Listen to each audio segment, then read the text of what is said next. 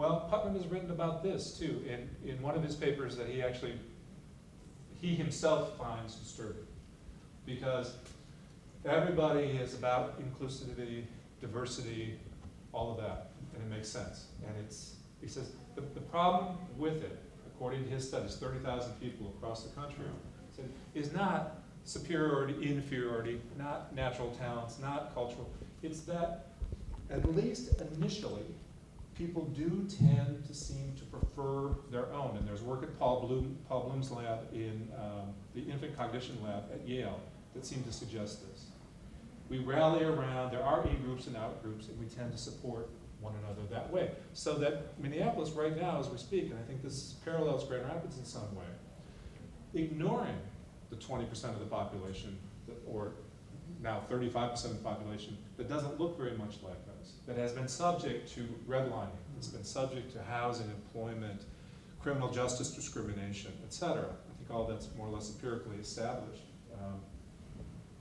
Has a boomerang effect. What happens? You essentially keep, whether it's wittingly or unwittingly, you keep people who don't look like you or feel like you out of the equation, out of the growth, which is what Detroit did, it's what Flint did. And what happens is, over time, you end up spending more and more of your social services money and on that group of people. Their inability to overcome the obstacles you have created for them puts you in the situation of having to deal with the poverty that you've helped create and sustain. You don't increase the education levels, the housing, the health levels of that population. That comes back as the inner cities become more diverse. Those of us who look like me go into what Putnam calls the turtle mode. And you don't get conflict, and you don't get compromise, you get civic malaise. You get people wanting to just go back to their own enclave and hang on to what they have instead. And he said, he and others have said, the great lesson about this for places like Grand Rapids and Minneapolis are, don't ignore the diversity that's happening right under your nose as you speak. Pretending it's not happening, or pretending it's always going to look the way it does now, that is a recipe for disaster. That's how you end up with Flint and Detroit. My favorite story about this, in terms of our own work and kind of the longitudinal effects and what we try to do with businesses, is the Bakke case in 1976, where Alan Bakke wants to go to medical school at UC Davis. Some of you may remember this. And they deny him because at that time there are still quotas, and we want the medical school to look like the surrounding area. It's a form of affirmative action. He takes it to the Supreme Court. Supreme Court Justices Stewart and Potter, so the story goes, go to Thurgood Marshall, who's the only African American on the court at the time. And they say, well, we see the injustice here, we're inclined to do something about it, but if we vote, against Bakke in favor of the university, how long is this going to have to be in place? How long before we can finally just get away with, or do away with any kind of race consciousness and all this stuff? And they were expecting Marshall to say, well, 10 years, 15 years. He said it'll take about 100 years. This was 1976, right? He said Potter and Stewart fell off their chairs. They were not young men. It took a while to get them back up. It was tough. It was tough. So that means, in terms of anything like social engineering, whatever you might think about it, affirmative action, integration, busing in schools, et cetera, it means that we started in the late 1960s on that kind of grand social experiment to actually be more inclusive of populations that we had largely excluded. And we gave it about 20 years. And then we, in the form of the Supreme Court and the legislatures, said, didn't really work. Putnam's, Bloom's, other people who were thinking about diversity, thinking about the real challenges to actually getting to a place where there's equality of opportunity and justice for all. 100 years. We're still 60 years away from that in terms of where we started. This is Grand Rapids. Population now. We're just finishing a study on the Granville Corridor and social capital in the Hispanic community and social mobility there. That population is growing the most rapidly in Grand Rapids. Income by race in Flint, you see it at broken down by white, black, Hispanic, and others.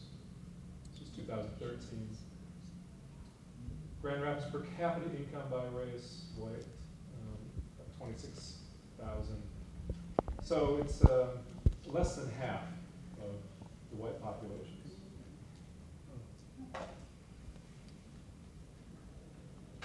And employment in Grand Rapids, you see employment, this is from the Johnson Center, employment, full-time, employed, part-time, and unemployed, broken down by race and ethnicity.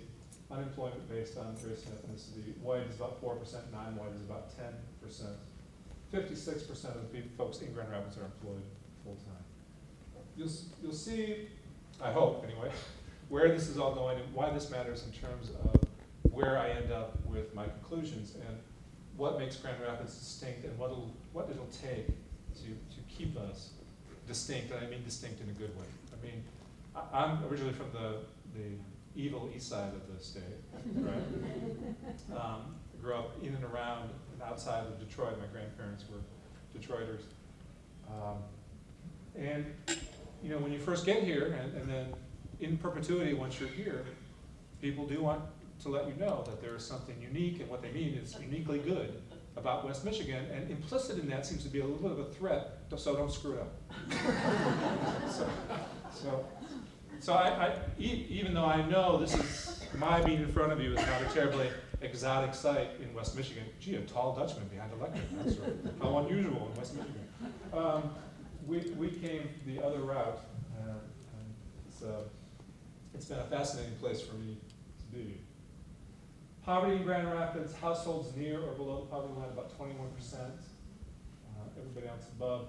Near or below 200% of the poverty line. So depending on what you think about the poverty line, most people think it's far too low, that it doesn't really capture what it would take for a family to live a minimally decent life.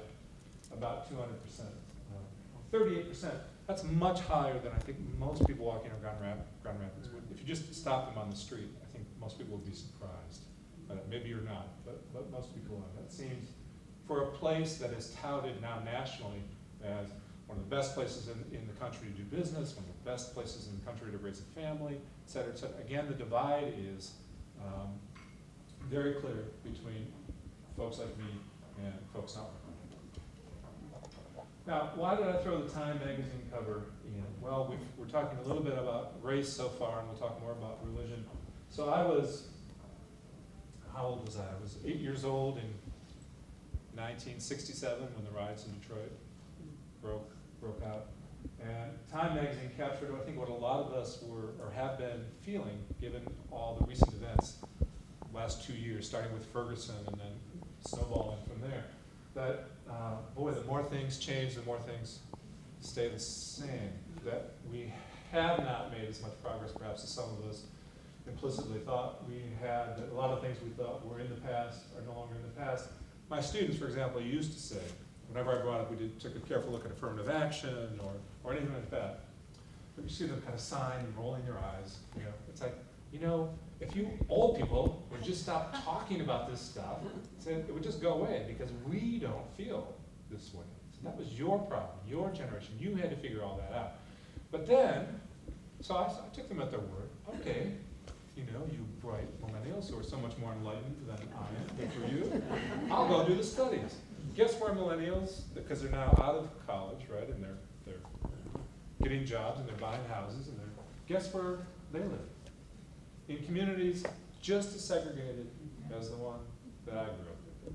You know? The stuff is just repeating itself over and over again. And until we start, I think, dealing with some of the science behind this, being honest about who we want to associate and who we don't. It's another thing about Minneapolis. You know, Minneapolis had a 1% minority population for much of its history. It just really has blossomed. The diversity has grown a lot in the last. If you look at Minneapolis, full of Scandinavians, compare that to Scandinavia, it's very similar. Very high social welfare spending in the 60s, 70s, 80s, up and through the 90s in Minneapolis. Very high social welfare spending in Scandinavia. The science on this suggests we just feel better and are more generous towards people who look like us and share traditions, cultural practices, phenotype, etc. Until we start dealing with that very let's not give it a name, let's just say that reality, that phenomenon, it's unlikely that things are gonna change, and if I'm still teaching in 20 years, I'm gonna have students going, I can't believe you people in 2016 treated, minorities so badly. We don't do that. Really? Where do you live? Forest Hills.